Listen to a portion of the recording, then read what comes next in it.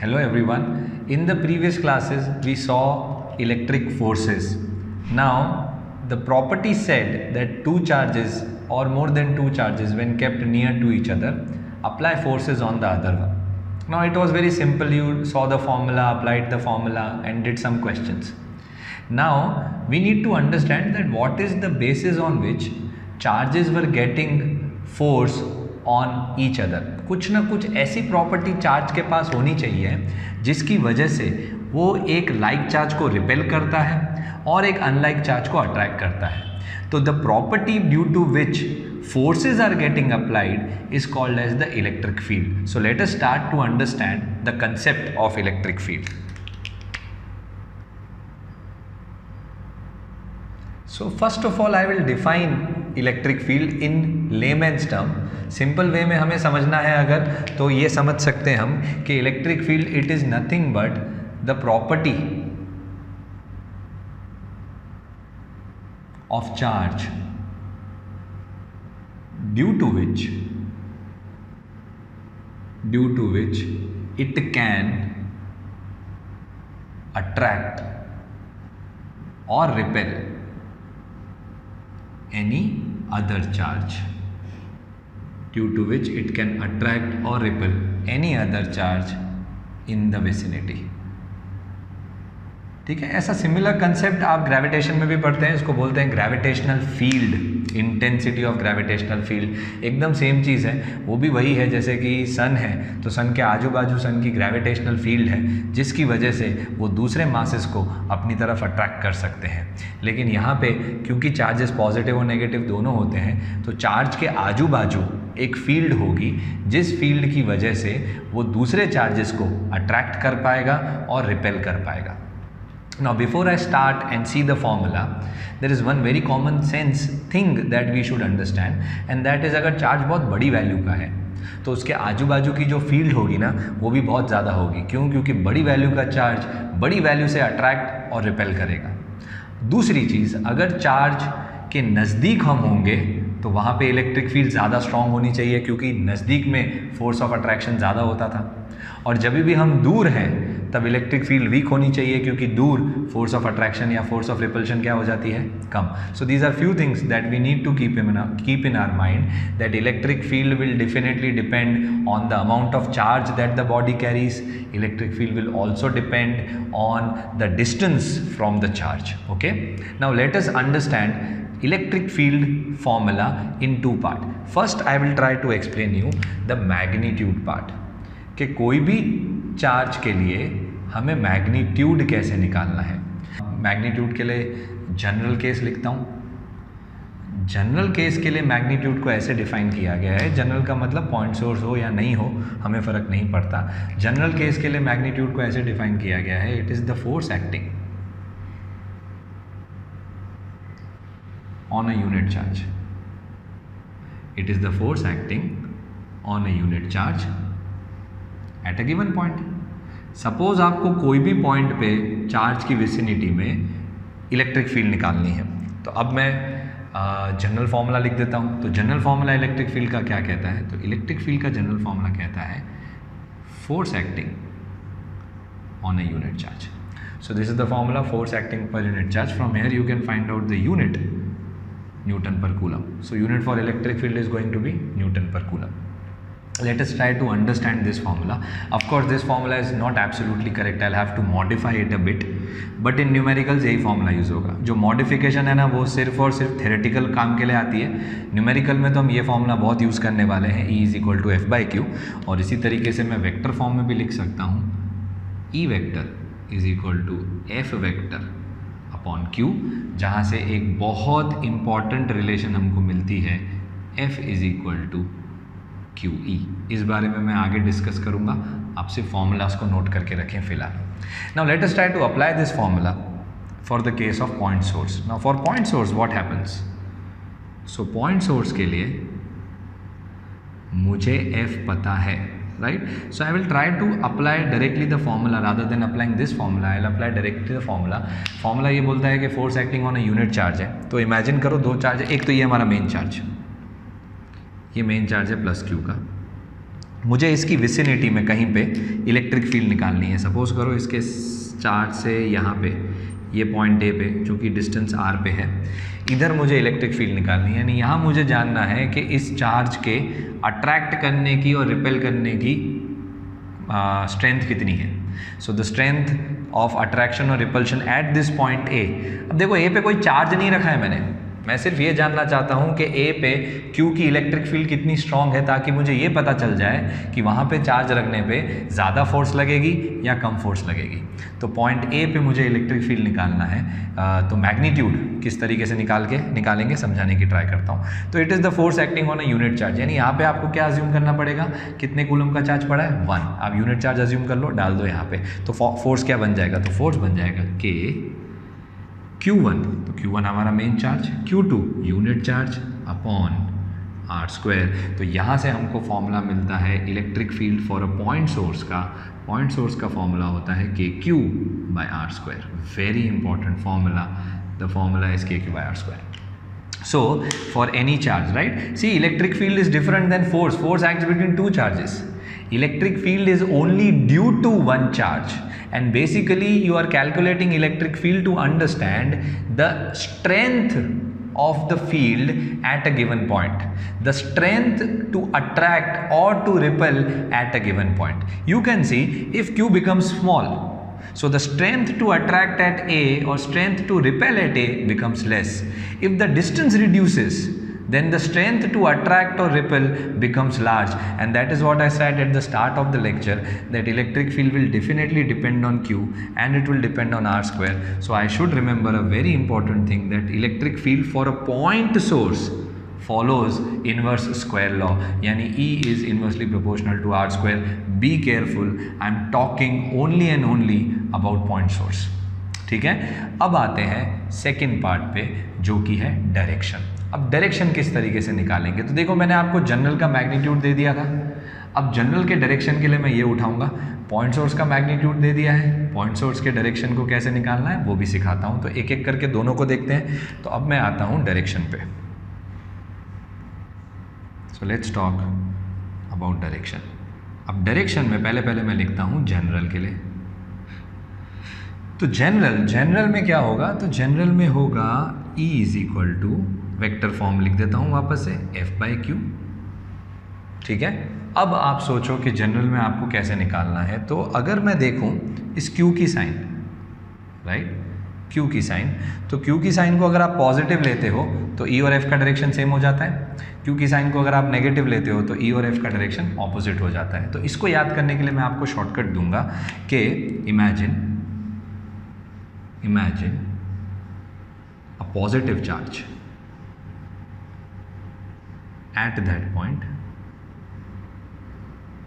क्या करो, इमेजिन करो एक पॉजिटिव चार्ज पड़ा है। ऑब्वियसली वो पॉइंट पे कभी भी कोई चार्ज पड़ा नहीं होगा, आपको इमेजिन करना है कि वहाँ पे एक पॉजिटिव चार्ज पड़ा हुआ है। इमेजिन कर लो वहाँ पे एक पॉजिटिव चार्ज पड़ा हुआ है, जिस डायरेक्शन में, the direction in which it will tend to move will be the direction of electric field. I'll give you an example so that you are very clear about it. See, I'll take a general case. General case में क्या होता है कि मुझे point source के अलावा कोई और चार्ज बॉडी लेनी है। तो देखो मैं एक चार्ज बॉडी बनाता हूँ। तो यहाँ पे मैं एक शीट अज्यूम कर लेता हूँ। इस शीट के ऊपर सपोज करो पॉजिटिव चार्जेस हैं। तो ये शीट जो हो गई, जैसा कि मैंने आपको समझाया है, it is not a point source. So if I want to calculate, let us say, electric field at point A. Now how do I calculate electric field at point A? So first if I talk about magnitude, I cannot apply this formula because this formula is reserved only and only for point source. तो अगर मुझे यहाँ पे निकालना है तो मुझे कुछ ऐसा फॉर्मूला लगाना पड़ेगा मैग्नीट्यूड निकालने के लिए, force acting on a unit charge. So this is going to be a bit complicated. So for the time being, we are not going to think what will be the magnitude, because I don't know how to calculate force for the case of a sheet. I only know calculating force for point sources. But more important, I am discussing about the direction. Direction कैसे निकाले? तो आपको क्या करना है, A पे positive charge assume कर लो। अब ये पॉजिटिव चार्ज किस तरफ जाएगा, जिस तरफ जाएगा वो डायरेक्शन हो गया आपके इलेक्ट्रिक फील्ड का डायरेक्शन। तो अगर यहाँ पे आप पॉजिटिव चार्ज रखोगे तो क्या होगा, ये पॉजिटिव चार्ज शीट इस पॉजिटिव चार्ज को क्या करेगी, रिपेल। तो वो वाला डायरेक्शन जो है वही डायरेक्शन कहलाएगा आपके इलेक्ट्रिक फील्ड का डायरेक्शन भी। तो निकालना बहुत इजी है। अब आप सोचो, मैंने कंसेप्ट क्या लगाया पता है, मैंने इसको पॉजिटिव रख दिया, इसको पॉजिटिव रखूँगा तो इसकी और इसकी डायरेक्शन सेम हो जाएगी, क्योंकि प्लस हो जाएंगे ना दोनों, तो दोनों की डायरेक्शन सेम है। तो इस वजह से मैं एक्चुअली निकाल क्या रहा हूँ, फोर्स का डायरेक्शन, लेकिन उसको बोल क्या रहा हूँ, इलेक्ट्रिक फील्ड का डायरेक्शन। कैसे कर रहा हूँ, ए पे इमेजिन कर दे रहा हूँ पॉजिटिव चार्ज पड़ा हुआ है, जिस भी डायरेक्शन में वो पॉजिटिव चार्ज मूव कर रहा है वो एक्चुअली डायरेक्शन किसकी निकल रही है, फोर्स की, लेकिन वो चार्ज तो इमेजिनरी है ना, इसलिए हमने वो डायरेक्शन किसकी मान ली, इलेक्ट्रिक फील्ड की।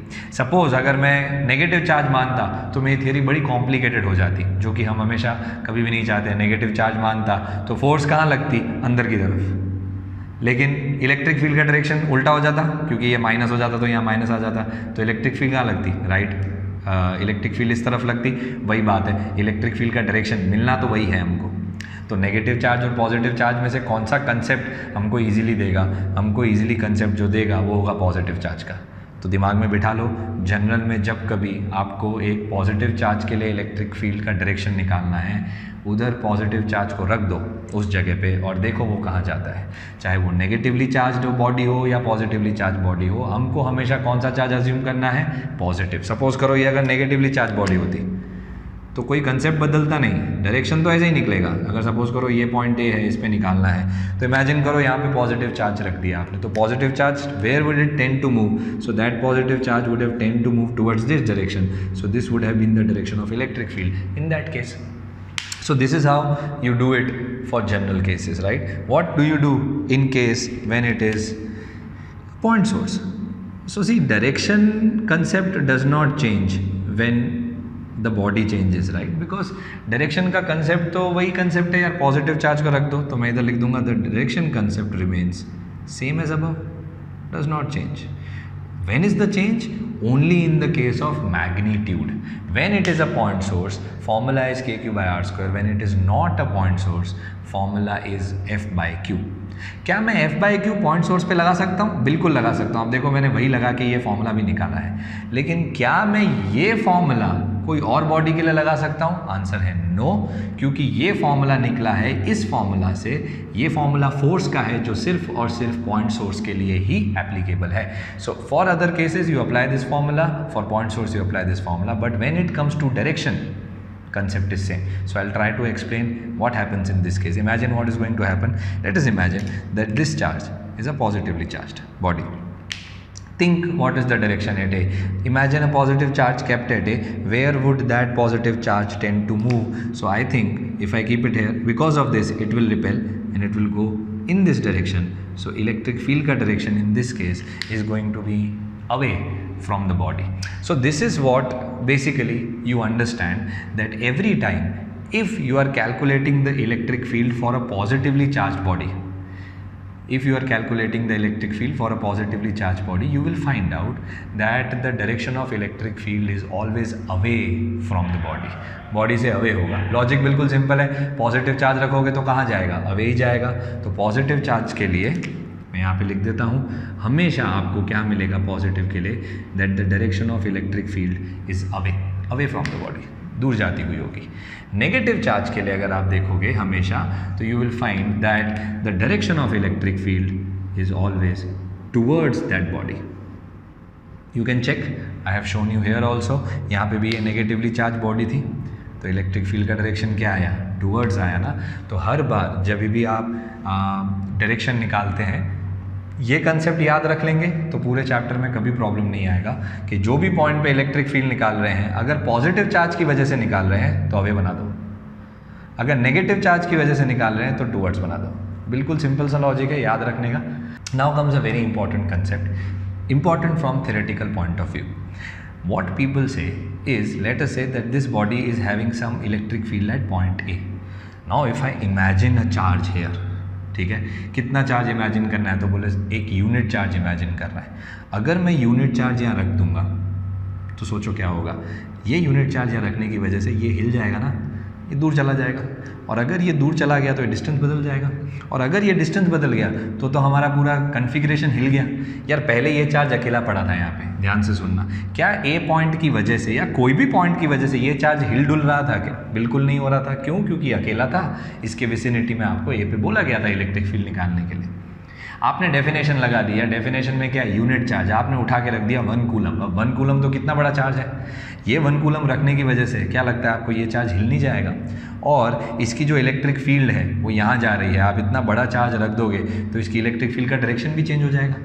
इस वजह से एक छोटा सा एडिशन हमको फॉर्मूला में करना पड़ता है, और वो एडिशन ये है कि आपने जो भी चार्ज अज्यूम करना है यूनिट चार्ज अज्यूम करो। हम ये नहीं बोलते कि 1 अज्यूम मत करो, 1 ही अज्यूम करो, लेकिन वो चार्ज जो है वो बहुत छोटा होना चाहिए, यानी 1 × 10⁻⁻15, 1 × 10⁻⁻18, ताकि इस चार्ज का कोई फ़र्क नहीं पड़ना चाहिए। इस चार्ज को पता भी नहीं चलना चाहिए कि इसके विसिनिटी में आपने एक चार्ज रखा, नहीं तो ये चार्ज का जो इलेक्ट्रिक फील्ड है वो डिस्टॉर्ट हो जाएगा, ये चार्ज की जो पोजीशन है वो चेंज होने लगेगी और हमारा फॉर्मूला हमें करेक्ट आंसर नहीं दे पाएगा। कहने का मतलब, अगर आपने बड़ा चार्ज रख दिया तो क्या लगता है जो आप कैलकुलेट करोगे आंसर वो कम आएगा या ज़्यादा आएगा? कम आ जाएगा, क्योंकि आप जैसे ही इसको रखोगे ये it will tend to go away, and because it is going away, what is going to happen is that R is going to increase, so E is going to decrease, so you are not going to get the actual answer of E, you are going to get an answer which is less, छोटी value मिल जाएगी ना, तो नहीं चलेगा ना। तो हमें क्या करना पड़ेगा, फॉर्मूला को, ये सब थियरी का कंसेप्ट है यार, बाकी करने के टाइम पे तो हम इसको 1 मान के सॉल्व ही किया ना हमने, पर थियरी का कंसेप्ट है, लिखने के लिए लिखना होता है, तो हमें क्या करना पड़ता है, इस इक्वल टू को मैं थोड़ा सा आगे शिफ्ट करके एक बहुत इंपॉर्टेंट चीज़ लिख देता हूँ, limit of Q tends to 0। This is the addition that I do, and please write the reason I am telling you. You just note it down that if the charge is not very small, then the configuration, if the charge is not very small, the configuration will get disturbed due to the external assumed charge. If the charge is not very small, the configuration will get disturbed due to the external assumed charge, and we will not get the correct value of E as expected. We will get smaller value of E. Hence, we assume the charge to be infinitely small. बहुत छोटा assume करते हैं ताकि इस charge के configuration को कोई भी असर नहीं हो और हम फॉर्मूला से इलेक्ट्रिक फील्ड निकाल पाए, and that is why we put limit Q tends to 0. So with this we come to an end of the general understanding about electric field. Keep in mind the important formulas that I have written and the concept how to find out magnitude and how to find out direction. In the next class we will take a look at this formula in detail, F is equal to QE, and also see more about the properties of electric field. Thank you.